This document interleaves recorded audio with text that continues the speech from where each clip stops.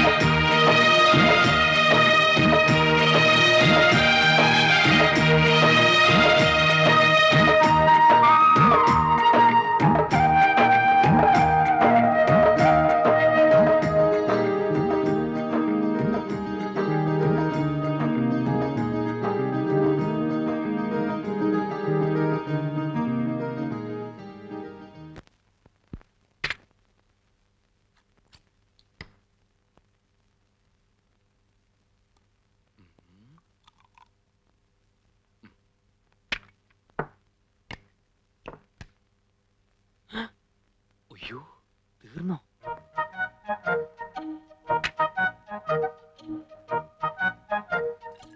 വെള്ളം ചേർത്താണെന്ന് അറിയരുതേ ഭഗവാനെ.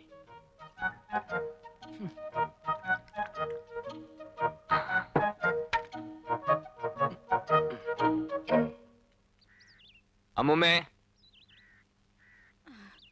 വന്നു.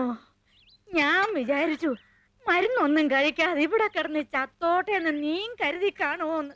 ഓ, എന്റെ അമ്മൂമ്മ കാശ് കയ്യില്ലാത്ത നേരെ ചാകണ കാര്യം മാത്രം പറയാതെ. അതെന്താടാ, ഞങ്ങള് ചത്ത ശവദാഹം നടത്താനുള്ള കാശ് പോലും ഇല്ലേ നിന്റെ കയ്യില്? ഉണ്ട്, നിലവറയ്ക്കകത്ത് പൂഴ്ത്തി വെച്ചിരിക്കല്ലേ. എന്റെ മക്കളെ, അതിൽ നിന്ന് കുറച്ചെടുത്ത് ചെലവാക്കണം. കാലത്ത് തന്നെ എന്റെ കൺട്രോൾ കളയരുത്. ഇതോട് കഴിച്ചേ, പിടിക്കും. എത്ര വലിയ തറവാട്ടി ജനിച്ചവളാ ഞാൻ. ചന്ദനമുട്ടി വെച്ച് ദഹിപ്പിക്കേണ്ട ദേഹമായി ഇത്. എന്നിട്ടിപ്പൊ പറയണത് കേട്ടില്ലേ? അമ്മൂമ്മേ, കാലത്തേരുന്ന് ഫ്ലാഷ് ബാക്ക് പറയാതെ അത് അകത്താക്കാൻ നോക്ക്. എനിക്ക് ആണുങ്ങളുടെ വാടി പോകാനുള്ളതാ. പ്രേമേന്ദ്ര, എന്റെ ഗുളിക തീർന്നോ മക്കളെ? ഉണ്ടെങ്കിൽ 2 എണ്ണം കുടിഞ്ഞതാ. ഇത് പഞ്ചാര മിഠായി അല്ല വലിച്ചു വരി തിന്നാൻ. ഹോമിയോ മരുന്നാ. അച്ഛാ, അച്ഛാ, ഇങ്ങനെ കിടന്ന് ഉറങ്ങരുന്ന് വൈദ്യര് പറഞ്ഞിട്ടില്ലേ? പിന്നെ എങ്ങനെ കിടന്നുറങ്ങണമെന്ന് അയാൾ പറഞ്ഞത്? ഇത്രയും നേരം ഉറങ്ങിയതല്ലേ, ഇനി അല്പം റെസ്റ്റ് എടുത്തിട്ട് കിടന്നുറങ്ങാം.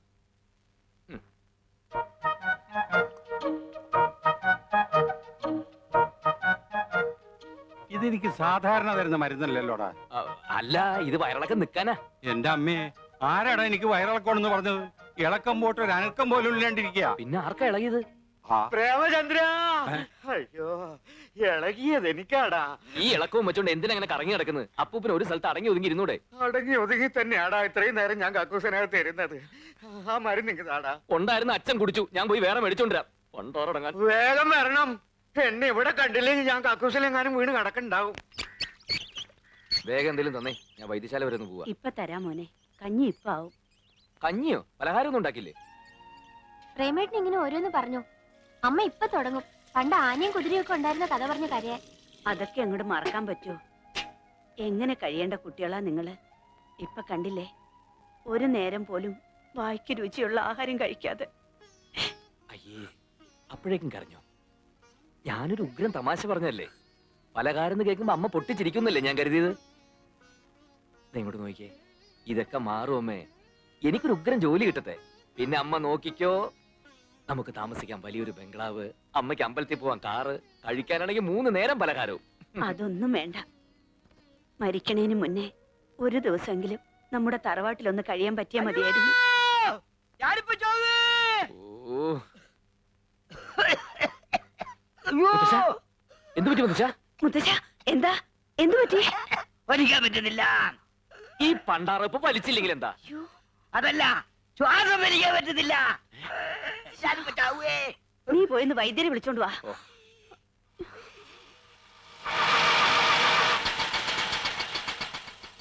സാറേ, ഞാൻ വെയിറ്റ് ചെയ്യണോ? താൻ വെയിറ്റ് ചെയ്യണ്ട, ഓട്ടോ വെയിറ്റ് ചെയ്താൽ മതി. ഓ, ആ ഇല്ലടാ. ആരാ? ഈ ചെമ്പകശ്ശേരി വീട് തന്നെയല്ലേ? അതെ, എന്താ കാര്യം? ഞാൻ ബാബാ ബ്രദേഴ്സിന്റെ മാനേജറാണെന്ന് വേണമെങ്കിൽ പറയാം, കാര്യസ്ഥനാണെന്നും പറയാം. ഇനി അടിയാളാണെന്ന് പറഞ്ഞാൽ യാതൊരു വിരോധമില്ല. ഏത് ബാബാ പ്രദേശത്തിന്റെ ഏത് മാനേജർ? കാര്യം എന്താണെന്ന് വെച്ചാൽ പറയണം. ഇവിടെ ഒരു കാർ ഉണ്ടായിരുന്നു, വിറ്റു കേട്ടു. അത് ഇപ്പോഴാണ് കേട്ടത്, വിറ്റിട്ട് കാലം കുറയായി. അതിന്റെ ഡ്രൈവർ ഫ്രീ ആണെങ്കിൽ ഒരു ജോലി ഞാൻ കൊടുക്കാം. അതിന് താൻ ബുദ്ധിമുട്ടൊന്നുമില്ല. കാറ് വാങ്ങിയതാ ഡ്രൈവർ തന്നെയാ. ശമ്പള കുടിശ്ശേ ഒരുപാടായപ്പോ ബാക്കി കാശ് ഇങ്ങോട്ട് വന്ന അയാൾ കാറും കൊണ്ടുപോയി. ഇപ്പൊ ടാക്സി ആയിട്ട് ഓടിക്കുക. അപ്പൊ അതും പോയി. അല്ല, എന്താ കാര്യം? ഒരു ഡ്രൈവറെ അത്യാവശ്യമായിട്ട് വേണമായിരുന്നു. നല്ല കുടുംബത്തിൽ നിന്ന ആളാവുമ്പോ ധൈര്യമായിട്ട് നിർത്താലോ എന്ന് കരുതി. വേറെ നോക്കാം. ഹലോ, ഒരു മിനിറ്റ് ഒന്നും വന്നേ. നമ്മൾ ആരാന്നാ പറഞ്ഞേ? നമ്മളാരാണെന്ന് അറിയില്ല, ഞാൻ ഈശ്വരപിള്ള. അല്ല, ഈ ഡ്രൈവർ ജോലി എന്ന് പറയുമ്പോ സ്ഥിരമായിട്ടോ അതോ താൽക്കാലികമായിട്ടോ? തീരായിട്ട് വേണമെങ്കിൽ തലമുറയായി കൈമാറി ജോലി ചെയ്യാം. എന്ത് കിട്ടും? അസല് നല്ല കിട്ടും. അല്ല, ശമ്പളത്തിന്റെ കാര്യല്ലേ, നല്ല ശമ്പളം കിട്ടും. അതുകൊണ്ടൊരു കുടുംബത്തിന് സുഖമായിട്ട് കഴിയും.